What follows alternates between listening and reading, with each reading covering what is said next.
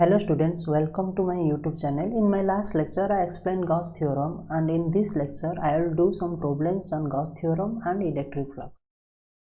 तो ये जो प्रॉब्लम्स है ये मैंने उठाए प्रीवियस ईयर के AIPMT और JEEMan के क्वेश्चन, और मैंने कुछ क्वेश्चन भी उठाया है concepts of physics SC Verma से, और कुछ बेसिक क्वेश्चन है।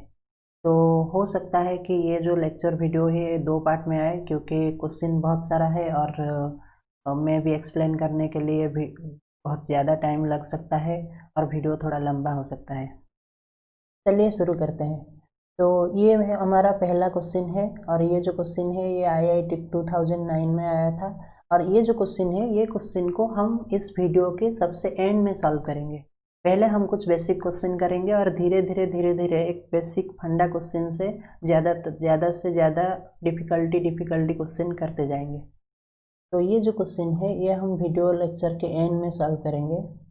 तो पहले आते हैं सेकंड क्वेश्चन पे। तो ये जो क्वेश्चन है ये क्वेश्चन दिया गया है कि ये एक क्यूब है, और इस क्यूब के सेंटर में एक चार्ज क्यूब प्लेस्ड है। और हमें क्या पूछा गया है? हमें पूछा गया है कि ये चार्ज क्यूब के वजह से इस क्यूब के फ्लक्स कितना है। और ये जो क्वेश्चन है ये CBSE के जो बोर्ड के एग्ज़ाम होते हैं 93 और 96 में आया है। तो ये क्वेश्चन सिंपल सा है, क्योंकि गॉस थ्योरम क्या इंडिकेट करता है कि अगर एक क्लोज सरफेस है और क्लोज सरफेस के अंदर एक चार्ज क्यू है, तो ये जो चार्ज क्यू होता है इसके लिए इस क्लोज सरफेस में फ्लक्स कितना हो गया, I equal to Q by epsilon naught. तो ये हो गया मेरा फ्लक्स। तो ये जो चार्ज क्यू है ये चार्ज क्यू के वजह से ये भी एक क्लोज सरफेस है, ये जो क्यू है ये क्लोज सरफेस है, तो ये क्यू का फ्लक्स क्या हो जाएगा, I equal to Q by epsilon naught. Simple सा क्वेश्चन था। ओके, तो सेकेंड क्वेश्चन जो है, थर्ड क्वेश्चन जो है, ओके, थर्ड क्वेश्चन जो है इसमें ये दिया गया है कि ये एक हेमिस्फेरिकल सरफेस है और ये एक हेमिस्फीयर है, और इस हेमिस्फीयर के सेंटर में एक चार्ज क्यू प्लेस्ड है। और हमें पूछा गया है कि ये जो चार्ज क्यू है इस चार्ज क्यू के वजह से ये हेमिस्फेरिकल सरफेस में फ्लक्स कितना हुआ। तो ये जो क्वेश्चन है ये क्वेश्चन को हम दो तरीके से सॉल्व कर सकते हैं। एक तो है कि एक्चुअल मेथड, और एक है जुगाड़ मेथड। तो पहले मैं एक्चुअल मेथड की तरफ मूव करता हूँ। तो गॉस थ्योरम के अकॉर्डिंग हमें गॉस थ्योरम अप्लाई करने के लिए एक क्लोज सरफेस की ज़रूरत है, जो कि चार्ज को एकदम सा एनक्लोज करके रखेगा। और यहाँ पर जो चार्ज है वो कंप्लीटली एनक्लोज्ड नहीं है इस हेमिस्फीयर के वजह से, क्योंकि चार्ज का कुछ पार्ट हेमिस्फीयर के नीचे हुआ और चार्ज का कुछ पार्ट हेमिस्फीयर के ऊपर है।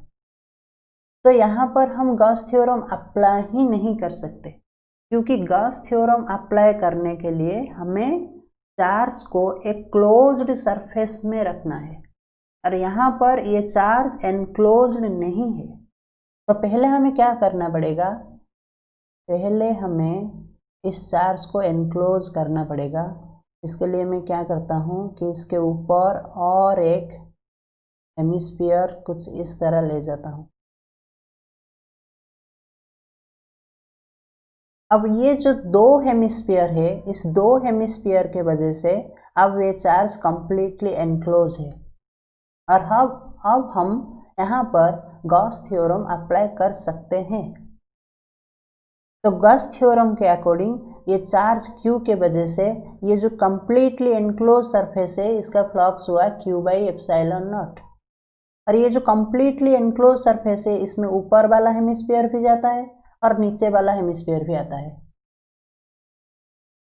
तो इसके लिए हम क्या कह सकते हैं कि अगर दो हेमिस्फीयर के लिए क्यू बाई एप्सिलॉन नॉट है, तो सिर्फ नीचे वाला हेमिस्फीयर के लिए फ्लक्स कितना हो जाएगा ना, 1/2 क्यू बाई एप्सिलॉन नॉट, और मैं लिख सकता हूँ Q by 2 epsilon not. Next जो थिंग है जो कि जुगाड़ मेथड है, ये सिंपल सा है कि अगर मैं यहाँ पर हेमिस्फीयर लेता हूँ और यहाँ पर चार्ज Q है, चलो मैं मान लेता हूँ कि ये जो चार्ज Q है एक स्फेरिकल चार्ज्ड बॉडी है, तो बाय सिमेट्री हम कह सकते हैं कि ये जो चार्ज है इस चार्ज का आधा पार्ट हेमिस्फीयर के अंदर है और चार्ज का आधा पार्ट हेमिस्फीयर के बाहर है। और गॉस थ्योरम में जितना भी चार्ज एनक्लोज्ड है वही चार्ज डिवाइडेड बाय एप्सिलॉन 0। तो ये जो हेमिस्फीयर है यहाँ पर कितना चार्ज एनक्लोज्ड है, Q/2 चार्ज एनक्लोज्ड है और फ्लक्स कितना हुआ, Q/2 by epsilon naught, that is Q/2 epsilon naught. Simple सा क्वेश्चन है, सॉल्व कर सकते हैं। तो नेक्स्ट जो क्वेश्चन है यहाँ पर दिया गया है कि ये क्यूब है और इस क्यूब के एक फेस में चार्ज Q है, तो ये भी सेम बात हो गया कि यहाँ पर ये चार्ज Q के आधा पार्ट इस क्यूब पे अंदर है और आधा पार्ट क्यूब के बाहर है। तो हम क्या कर सकते हैं कि यहाँ पर एक राइट साइड में और एक क्यूब प्लेस कर सकते हैं, तो ये चार्ज कंप्लीटली एनक्लोज होगा।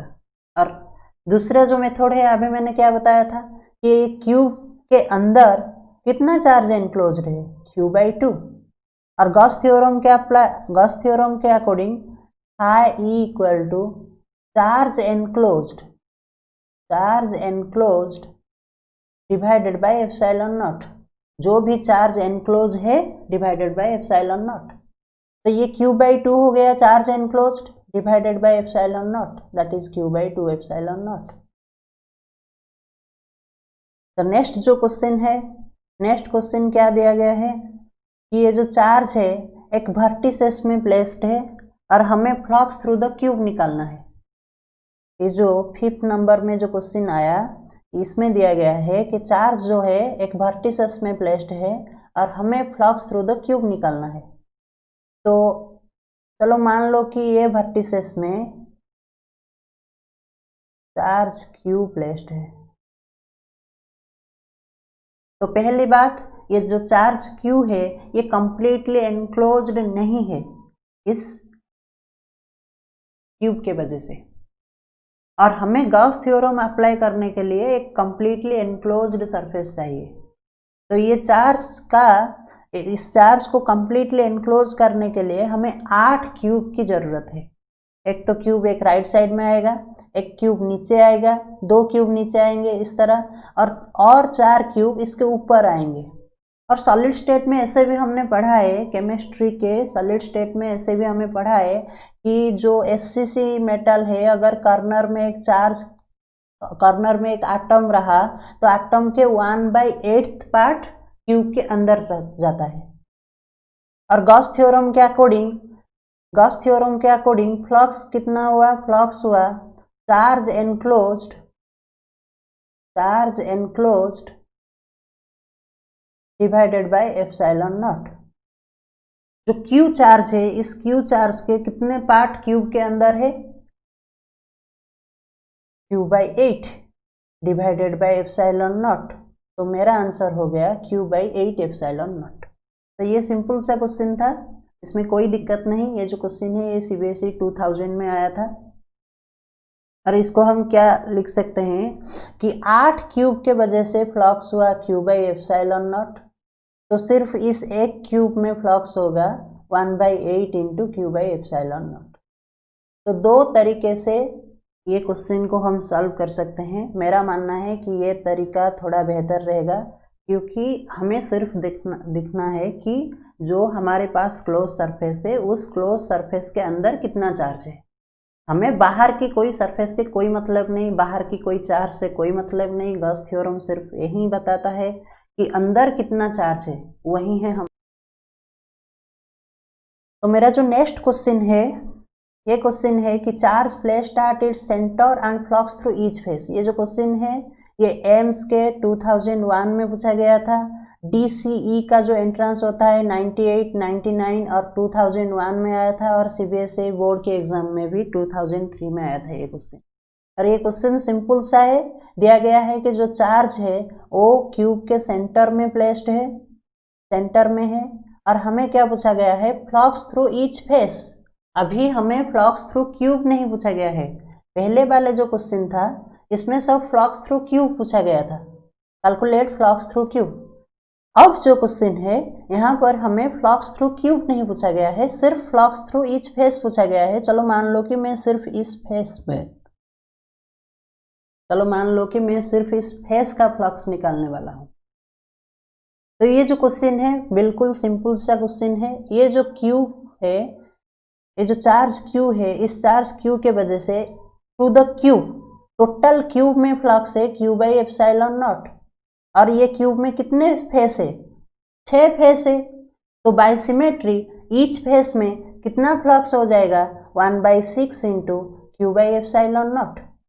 तो ये जो चार्ज क्यू के वजह से जो फ्लक्स यहाँ पर हो रहा है थ्रू आउट द क्यूब, ये टोटल डिस्ट्रीब्यूट हो जाएगा 6 फेस में। तो एक फेस में फ्लक्स कितना आ जाएगा? 1/6 into Q by epsilon naught, that is Q by 6 epsilon naught. तो ये हो गया मेरा फ्लक्स। सिंपल सा क्वेश्चन था। तो नेक्स्ट क्वेश्चन को चलेंगे। नेक्स्ट क्वेश्चन में क्या दिया गया है कि charge placed at one of its vertices and flux through each face. ये जो क्वेश्चन है ये CBSE 1993 में आया है और ये क्वेश्चन थोड़ा इम्पोर्टेंट है। ओके, तो आपको ध्यान देकर इस क्वेश्चन को समझना पड़ेगा कि यहाँ पर चार्ज कहाँ पर प्लेस्ड है? वन ऑफ इट्स वर्टिसेस में। चलो मान लो कि मेरा जो चार्ज है वो चार्ज यहाँ पर प्लेस्ड है और मुझे क्या निकालना है? मुझे फ्लक्स थ्रू ईच फेस निकालना है। तो अगर हम ऊपर वाले 6 नंबर क्वेश्चन पे ध्यान दें तो यहाँ पर फ्लक्स थ्रू फेस निकालने के लिए पहले फ्लक्स थ्रू क्यूब निकालना जरूरी है। अगर एक बार हमें फ्लक्स थ्रू क्यूब मिल गया तो हम सिमेट्री बाय सिमेट्री यूज करके फ्लक्स थ्रू फेस निकाल सकते हैं। तो इस क्वेश्चन में भी, मेरा मतलब 7 नंबर क्वेश्चन में भी हमें पहले फ्लक्स थ्रू क्यूब निकालना है। और अभी हमने किया है कि अगर एक चार्ज क्यू किसी क्यूब के एक वर्टिसेस में प्लेस्ड है तो चार्ज का सिर्फ Q/8 पार्ट ही इस क्यूब के अंदर आता है, क्लोज सरफेस के अंदर आता है, बाकी सब पार्ट क्लोज सरफेस के बाहर रहता है। तो flux due to this charge, इस क्यूब का फ्लक्स कितना हुआ? Q/8 epsilon not. अभी ये जो Q/8 एप्सिलॉन नॉट फ्लक्स है ये सारे के सारे फेस में डिस्ट्रीब्यूट होने वाला है। पर अगर हम ध्यान से देखें कि ये जो चार्ज है ये इस सेंटर में प्लेस्ड है, तो ये जो चार्ज है इस चार्ज के वजह से यहाँ पर जो इलेक्ट्रिक फील्ड है, ये नीचे वाला फेस को पैरेलल हो रहा है और जो इलेक्ट्रिक फील्ड है ये साइड वाला फेस को भी पैरेलल हो रहा है। और ये जो आगे वाला फेस है, चलो मैं इसे ABCD नाम दे रहा हूँ, तो ये जो आगे वाला फेस है यहाँ पर भी ये पैरेलल हो जाएगा क्योंकि चार्ज क्यू उस फेस के ऊपर प्लेस्ड है। और हमने क्या पढ़ा था? हमने क्या पढ़ा था कि अगर मेरे पास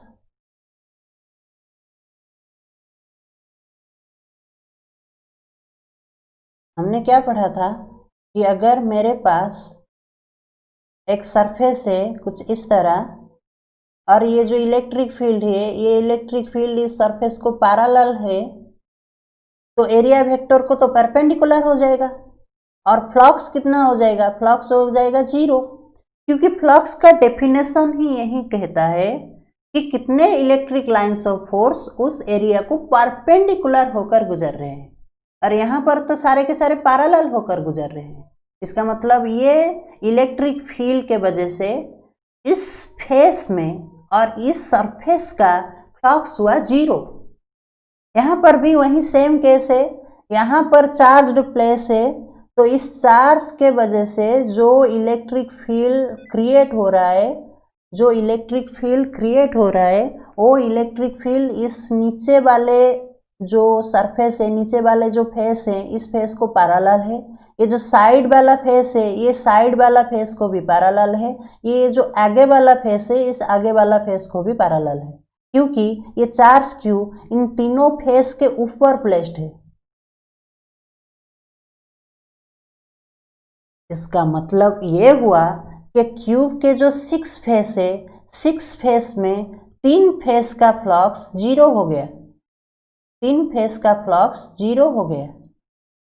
तो मेरे पास सिर्फ और सिर्फ बाकी के 3 फेस है और टोटल क्यूब का फ्लक्स इस चार्ज Q के वजह से हमने निकाला है कि Q/8 एप्सिलॉन नॉट। अब ये जो फ्लक्स Q/8 एप्सिलॉन नॉट है ये बाकी के 3 फेस में डिस्ट्रीब्यूट होने वाला है। तो complete Q/8 epsilon not 3 face में डिस्ट्रीब्यूट होने वाला है। तो एक फेस में फ्लक्स हो गया 1/3 into Q/8 epsilon naught, that is Q/24 epsilon naught.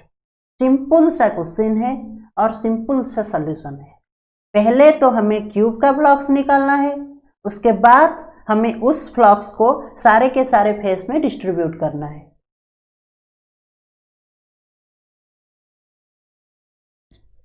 और उस फ्लक्स को सारे के सारे फेस में डिस्ट्रीब्यूट करना है। तो यहाँ पर तो 3 फेस का फ्लक्स 0 हो गया, तो बाकी के जो 3 फेस है उसका फ्लक्स हो गया Q/24 एप्सिलॉन नॉट। और हमें क्वेश्चन में पूछा था कि फ्लक्स थ्रू ईच फेस निकालना है, तो हमें सारे के सारे फेस का फ्लक्स निकाल दिए। तो जो नेक्स्ट क्वेश्चन है ये क्वेश्चन है square surface of side L metre is in the plane of the paper. तो ये एक स्क्वायर सरफेस है, चलो मैं इसे नेमिंग कर लेता हूँ ABCD in the plane of paper. तो इससे ये जो स्क्वायर सरफेस है ये प्लेन के ऊपर प्लेस्ड है। A uniform electric field also in the plane of paper. तो जो इलेक्ट्रिक फील्ड है वो भी प्लेन ऑफ पेपर के ऊपर ही है। Is limited only to the lower half of the square as shown in figure. ये जो इलेक्ट्रिक फील्ड है आप देख सकते हैं कि ये ऊपर हाफ में नहीं है, सिर्फ लोअर हाफ में है, और ये इलेक्ट्रिक फील्ड इस प्लेन के ऊपर ही है। The flux associated with the surface.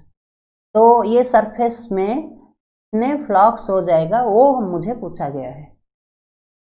तो सिंपल सा क्वेश्चन है, इसका आंसर हो जाएगा 0, क्योंकि ये इलेक्ट्रिक फील्ड इस सरफेस को पैरेलल होकर गुजर रहा है। और फ्लक्स का डेफिनेशन यही कहता है कि कितने electric lines of force surface को परपेंडिकुलर होकर गुजर रहे हैं वही फ्लक्स है। अगर सारे के सारे electric lines of force parallel होकर गुजर रहे हैं तो हमें फ्लक्स निकालने की जरूरत ही नहीं है, फ्लक्स 0 ही होगा।